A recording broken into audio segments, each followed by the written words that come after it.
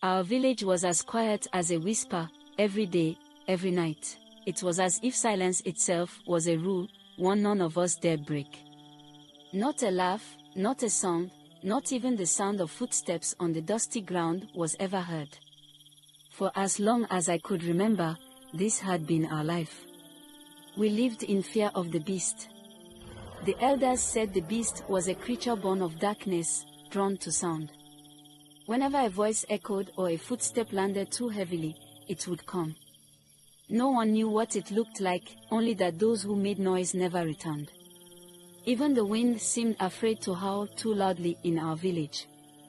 The fear of the beast began when I was very young. My mother often reminded me of Uncle Bodu, a joyful man known for his loud laugh. He would always find something to laugh about, even on the hardest days. But one evening, as he was telling a story, he forgot the rule.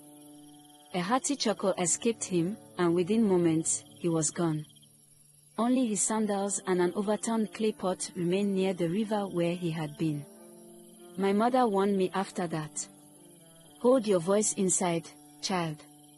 Even a whisper can bring danger. And I listened. We all did. We learned to communicate without sound, using gestures and stones thrown lightly to get each other's attention. Babies were taught to cry in silence, covering their mouths even before they could speak. Life without sound was strange, but we grew used to it. Silence was our shield, but it was also our prison. In the quiet, I sometimes imagine what life might be like without fear. A life where I could speak, sing, or even shout if I wanted to.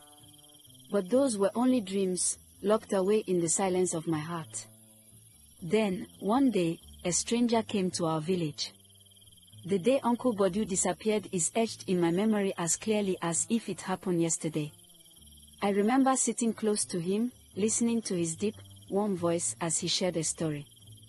My father sat beside him, smiling as he spoke. It was rare for anyone to gather like this, but we were inside the safety of our home, the door closed to muffle any sounds. My uncle was telling a funny story, one that brought a smile to everyone's face. But then, he did something none of us expected, he laughed. It was soft, just a chuckle, but in the silence of our world, it seemed to echo. My father's smile vanished, and my mother's eyes went wide with fear. We all knew what could happen. I remember holding my breath, hoping the sound had been too quiet, too quick to reach the beast. But deep down, I knew the truth. The beast would come.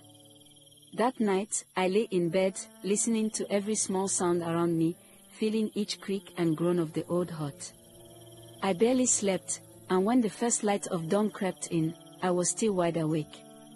My mother's sobs reached me from the other room. Uncle Bodu was gone. We found his sandals near the river, along with an overturned clay pot. It was as if he had simply vanished, leaving only these small clues behind.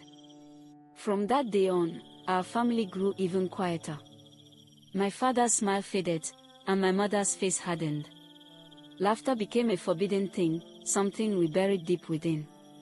Life went on, but it was a life of shadows and silence. Each of us learned to hold our voices inside, never daring to make a sound. The fear of the beast was now a part of us, a shadow that clung to our every step. One sunny morning, a stranger entered our village. He was tall, with skin dark as night and robes that shimmered like the stars. He looked around, curious, as if he had never seen a place like ours before. And then, to our shock, he spoke.